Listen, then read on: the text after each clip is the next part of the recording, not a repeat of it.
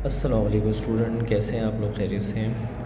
आज इंशाल्लाह ताला हम लोग इस बात को डिस्कस करेंगे कि charging of a capacitor and discharging of a capacitor जो होता है, इसका मतलब क्या होता है, कैपेसिटर चार्ज कैसे करता है और डिस्चार्ज कैसे करता है। तो हमने इस टॉपिक को डिस्कस करना है। कुछ छोटी छोटी हेडिंग्स में हमने से बांटा हुआ है कि चार्जिंग ऑफ अ कैपेसिटर क्या है, डिसचार्जिंग क्या होती है, कंबाइन इसकी एक फ़िगर से डिस्कस करेंगे। फिर चार्जिंग लिमिट पे बातचीत करेंगे, चार्जिंग लिमिट क्या होता है, रेट ऑफ चार्जिंग क्या होता है, चार्जिंग टाइम कितना टाइम लेता है कैपेसिटर चार्ज होने के लिए, उसके लिए टाइम कांस्टेंट, चार्जिंग के लिए जो टाइम कांस्टेंट है उसके फैक्टर्स हैं, चार्जिंग इक्वेशन और डिस्चार्जिंग इक्वेशन पे बात करेंगे। तो आइए ज़रा देखते हैं। सबसे पहले हमारे पास ये दो डायग्राम्स हैं। देखिए, ये जो पहली वाली डायग्राम नज़र आ रही है, इसमें दो मेटल की प्लेटें लगी हुई हैं और इन दोनों प्लेट को हमने एक बैटरी के साथ कनेक्ट करा है जिसका वोल्टेज फर्स्ट कर लें 10 वोल्ट है। तो हम जानते हैं कि ये जो बैटरी होती है, ये एक प्लेट में से नेगेटिव चार्ज निकालती है और यहाँ डालती है, और जैसे जैसे यहाँ नेगेटिव चार्ज आते रहेंगे वैसे वैसे यहाँ पॉजिटिव चार्ज आते रहेंगे, और इस तरह नेगेटिव और पॉजिटिव आने से दोनों प्लेटों के दरमियान कुछ ना कुछ पोटेंशियल आ जाएगा, वोल्टेज आ जाएगा, और वो वोल्टेज बढ़ता रहेगा। जैसे जैसे चार्ज बढ़ेगा वोल्टेज बढ़ता रहेगा। फाइनली ये वोल्टेज जितना बैटरी का है वहाँ तक पहुँच जाएगा, और इसके बाद अब ये बैटरी मज़ीद और चार्ज नहीं खींच पाएगी। तो ये आपका कैपेसिटर क्या हो गया, चार्ज हो गया। अब चार्ज होने के बाद ये कैपेसिटर की जो प्लेटें हैं, ये दोबारा से ये चाहती हैं कि नेगेटिव जो है दोबारा जैसे आया था वैसे ही चाहता है मैं पॉजिटिव की तरफ चला जाऊँ। तो अगर मैं ये बैटरी यहाँ से रिमूव कर देता हूँ तो ये बीच का हिस्सा यहाँ पे गैप आ जाएगा, और ये प्लेटों के दरमियान इस गैप की वजह से चार्ज एक प्लेट से दूसरी प्लेट पे नहीं जा सकेगा। और अगर हम ये गैप कंप्लीट कर दें तो नतीजे में ये चार्ज सारा नेगेटिव वाला पॉजिटिव की तरफ जाता रहेगा। जैसे इस डायग्राम में दिखा रहे हैं, हमने गैप ख़त्म कर दिया और दोनों को मिला दिया, तो अब नेगेटिव से चार्ज पॉजिटिव पे जाएगा। तो जैसे जैसे नेगेटिव से पॉजिटिव पे जाएगा चार्ज, तो दोनों प्लेटों का नेगेटिव ख़त्म होता रहेगा, पॉजिटिव ख़त्म होता रहेगा, और फाइनली ये नेगेटिव पॉजिटिव ख़त्म हो जाएगा। तो कैपेसिटर क्या हो जाएगा, डिस्चार्ज। बड़ी आसान सी बात है।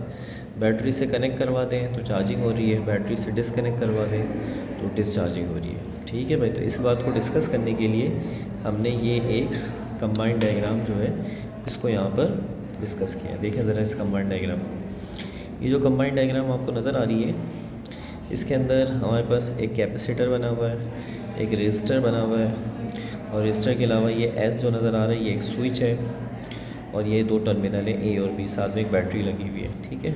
अगर मैं एस स्विच को ए के साथ कनेक्ट कर देता हूँ, यानी ए के साथ जोड़ देता हूँ, तो ये बैटरी सर्किट में चली जाएगी और कैपेसिटर आपका क्या होने लगेगा, चार्ज होने लगेगा। ये रेजिस्टर जो होता है ये कंट्रोल करने के लिए इस्तेमाल किया जाता है, यानी समझ लीजिए पुलिस है, पुलिस कि चार्ज जो बहुत ज़्यादा कहीं तेज़ी से स्टोर ना हो जाए या बहुत तेज़ी के साथ डिस्चार्ज ना हो जाए, तो इन चीज़ों को कंट्रोल करने के लिए रेजिस्टर लगाया जाता है एक्चुअली तौर पे। और ये जो सर्किट होता है जिसमें रेजिस्टेंस और कैपेसिटर दोनों एक साथ होते हैं, इसे आरसी सर्किट कहते हैं। जब ये कैपेसिटर चार्ज हो जाएगा तो पता चल जाता है कि अब मज़ीद ये चार्ज नहीं कर रहा, तो बस उस वक्त हम यहाँ से स्विच एस को ए से हटा के पॉइंट बी के साथ जोड़ देते हैं, टर्मिनल बी के साथ, तो अभी बैटरी डिस्कनेक्ट हो जाती है, और अब जो कैपेसिटर है उसका बैटरी से ताल्लुक़ नहीं है, और फिर वो इसी रेजिस्टेंस के सहारे को यूज़ करके डिस्चार्जिंग करता है एक प्लेट से दूसरे प्लेट की तरफ। तो ये डायग्राम बेक वक्त चार्जिंग और डिस्चार्जिंग दोनों को बयान करती है। ओके बच्चों, अब हम इस बात को डिस्कस करते हैं कि एक कैपेसिटर कितना मैक्सिमम चार्ज स्टोर कर सकता है। तो इसका जवाब बड़ा आसान है कि एक कैपेसिटर जो मैक्सिमम चार्ज स्टोर करता है, किसी कैपेसिटर पे maximum charge stored on a capacitor at which its potential become equal to the potential of battery denoted by Q naught, और इसे कहते हैं इक्विलिब्रियम चार्ज। इसका मतलब है कि शुरू के अंदर प्लेटें न्यूट्रल होती हैं, और जब आप उसे बैटरी से जोड़ते हैं तो एक प्लेट नेगेटिव एक प्लेट पॉजिटिव हो जाती है, और एक उस पर पोटेंशियल आ जाता है, वोल्टेज आ जाता है, और फाइनली चार्ज आते आते ये वोल्टेज बढ़ता रहता है, और एक वक्त आता है कि प्लेट्स का वोल्टेज और बैटरी का वोल्टेज सेम हो जाता है। और जब ये वोल्टेज सेम हो जाता है तो अब बैटरी इस काबिल नहीं रहती, कैपेबल नहीं रहती कि वो मज़ीद और चार्ज को खींच कर दूसरी प्लेट पे ला सके। तो ये एक मैक्सिमम चार्ज लिमिट होती है जो कि एक प्लेट कैपेसिटर की कर पाती है। इसको हम लोग क्यू नॉट से ज़ाहिर करते हैं, और इसको हम कहते हैं इक्विलिब्रियम चार्ज। ये मैक्सिमम चार्ज होता है, इससे ज़्यादा चार्ज कैपेसिटर के ऊपर नहीं आ पाएगा। डिपेंड अपॉन द सोर्स कि आपने उसके साथ सोर्स कैसा लगाया है। अच्छा भाई, मैक्सिमम चार्ज यानी इक्विलिब्रियम चार्ज के बाद हमारे पास एक और पॉइंट है कि कैपेसिटर कितना टाइम लेगा चार्ज करने के लिए। हम भी मोबाइल लगाते हैं चार्जिंग पे, तो हम भी देखते हैं कि हमारा मोबाइल कितना चार्ज ले रहा होता है और चार्ज कर रहा होता है। तो कैपेसिटर की कहानी भी कुछ मोबाइल से थोड़ी मिलती जुलती टाइप की है। तो लिखा हुआ देखिए, time taken by capacitor to store charge. अच्छा जी बच्चों, हम ये बता रहे थे कि कैपेसिटर कितना टाइम लेता है चार्ज करने के लिए। देखें कुछ वर्डिंग यहाँ पे लिखी हुई है, time taken by capacitor to store complete charge. ठीक है, जितना टाइम एक कैपेसिटर लेगा उस टाइम के बारे में बात कर लें। Initial charging is rapidly but after time passes it's become slow. शुरू में चार्ज तेज़ी से आता है और बाद में चार्ज स्लो हो जाता है। Because previously store charge hindrance the upcoming new charge, क्योंकि जो पहले से स्टोर चार्ज होता है वो नए आने वाले चार्ज को थोड़ा सा कुछ रुकावट में डालता है, उसके आगे कुछ रुकावट डालते हैं। तो असल में कहानी ये है कि आप यूँ समझें कि जब कैपेसिटर को आप चार्ज करना शुरू करते हैं तो शुरू में प्लेटें न्यूट्रल होती हैं, तो उसमें कोई चार्ज नहीं होता। तो इसलिए अगर शुरू में जब आप उसके ऊपर चार्ज लेकर आते हैं तो वो चार्ज बड़ी आसानी से उन प्लेटों पे आ जाता है, यानी प्लेट नेगेटिव हो गई, प्लेट पॉजिटिव हो गई।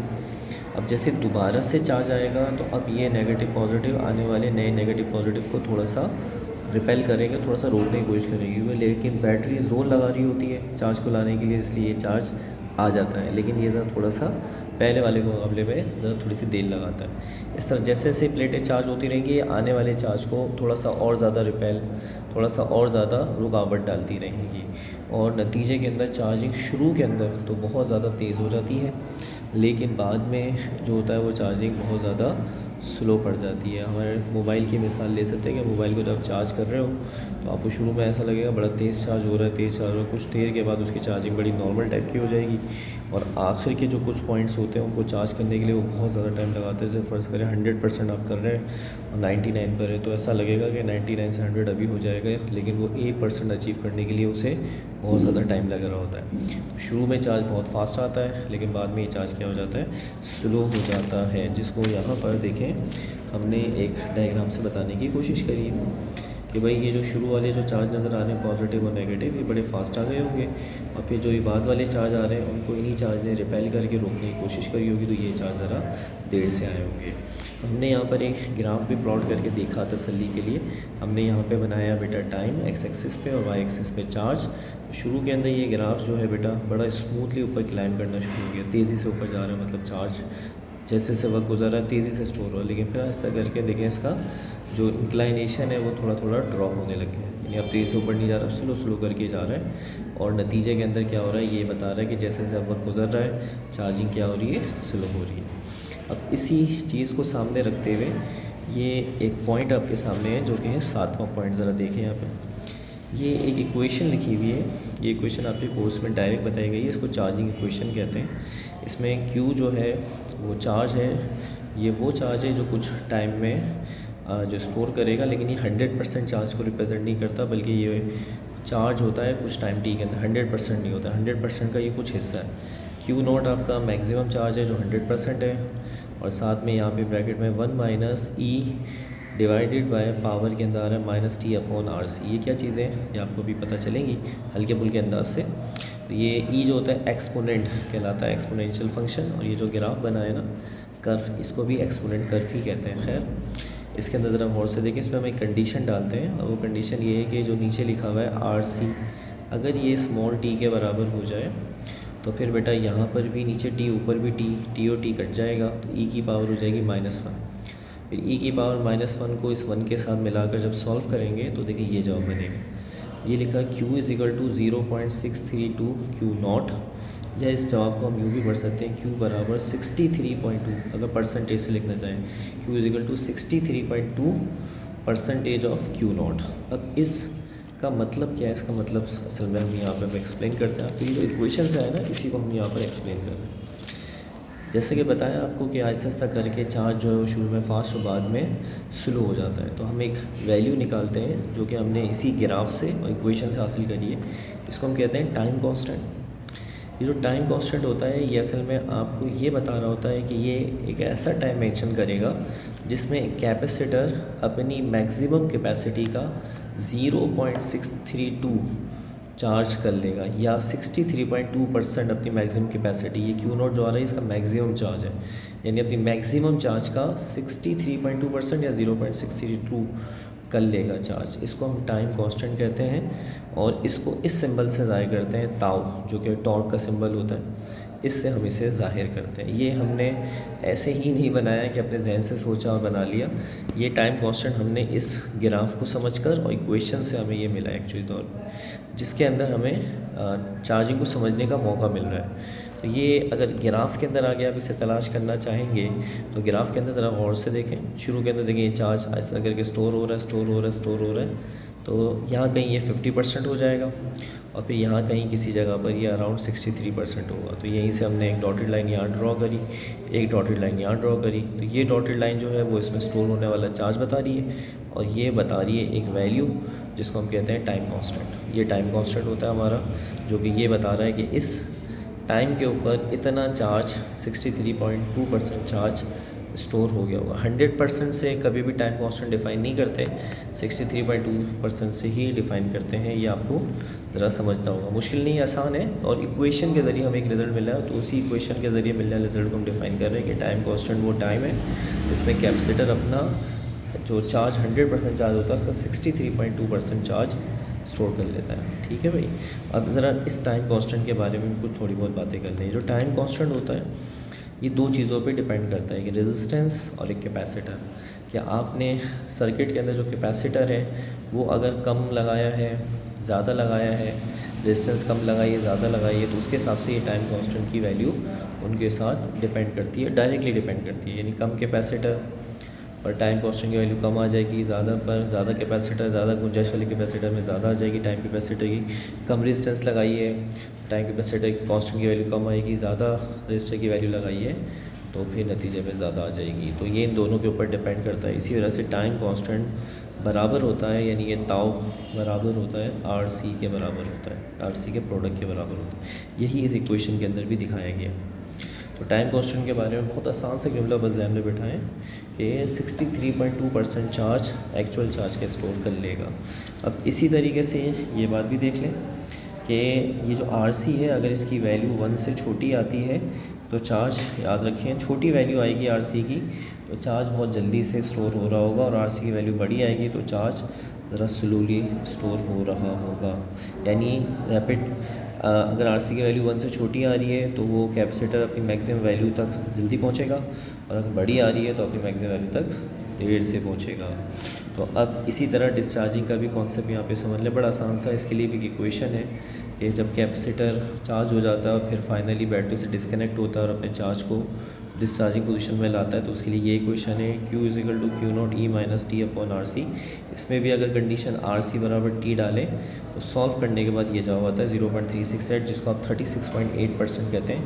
एक कैपेसिटर कभी भी अपने आप को फुली डिस्चार्ज नहीं करता, ये बात ध्यान में रखें। तो शुरू के अंदर तो बहुत तेज़ी के साथ ये चार्ज देता है, लेकिन ऐसा करके इसकी डिस्चार्जिंग स्लो हो जाती है। तो यहाँ पर भी हमें एक कांस्टेंट मिल रहा है, और वो कांस्टेंट हमें यही बता रहा है, एक वैल्यू समझा रहा है हमें ये इक्वेशन, कि 36.8% जो होगा वो चार्ज का क्या हो जाएगा, यहाँ पर डिस्चार्जिंग हो जाएगी। और जितने टाइम में होगी उसको भी टाइम कांस्टेंट ही कहते हैं। यानी डिस्चार्जिंग का भी टाइम कांस्टेंट होता है और चार्जिंग का भी होता है। चार्जिंग का 63.2% होता है और डिस्चार्जिंग का 36.8% होता है। इसमें भी देखिए ग्राफ बनाया गया है, वही ग्राफ का उलट समझ लें। उसके अंदर टॉप पे जा रहा था, इसमें डिक्लाइन हो रहा है। एक्स एक्सिस के ऊपर टाइम है, वाई एक्सिस के ऊपर चार्ज है, और यहाँ से देखिए एक मैक्सिमम चार्ज जो है वो डिस्चार्ज हो रहा है, और फाइनली नीचे की तरफ आने वाला चार्ज ऐसा ऐसा करके कम होता जा रहा है जैसे वक्त गुजर रहा है।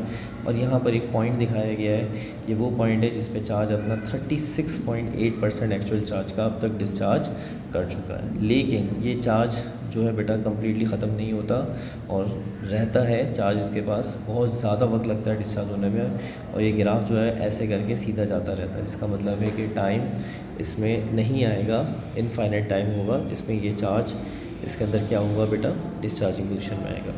तो आसान है, तो मुश्किल नहीं है। तो ये कुछ बातें जो हमने टाइम कांस्टेंट के हवाले से बताई, बहुत आसान ही साथ दिमाग में बैठा सकते हैं कि वो टाइम जिसके अंदर एक कैपेसिटर अपना एक्चुअल चार्ज का 63.2% या 0.632 कर लेगा स्टोर, उसे हम लोग टाइम कांस्टेंट कहते हैं। और इसी तरीके से अगर एक कैपेसिटर अपना 0.368 चार्ज डिस्चार्ज कर देता है तो उसको भी हम टाइम कांस्टेंट ही कहते हैं, और ये RC पे डिपेंड करता है। तो उम्मीद करता हूँ ये लेक्चर अच्छी तरह क्लियर हो गया होगा चार्जिंग डिस्चार्जिंग का, ये चार्ज कैसे होता है, डिस्चार्ज कैसे होता है, चार्जिंग का टोटल चार्जिंग की लिमिट कितनी होती है, चार्जिंग का रेट शुरू में फ़ास्ट बाद में स्लो हो जाता है, और इस फास्ट और स्लो को समझने के लिए हम एक टाइम कांस्टेंट बनाते हैं इक्वेशन के ज़रिए, जिससे हमें 63.2% की वैल्यू और डिस्चार्जिंग के लिए 0.3638 या 36.8% की वैल्यू मिलती है। ठीक है, ख्याल रखिएगा। अस्सलाम वालेकुम।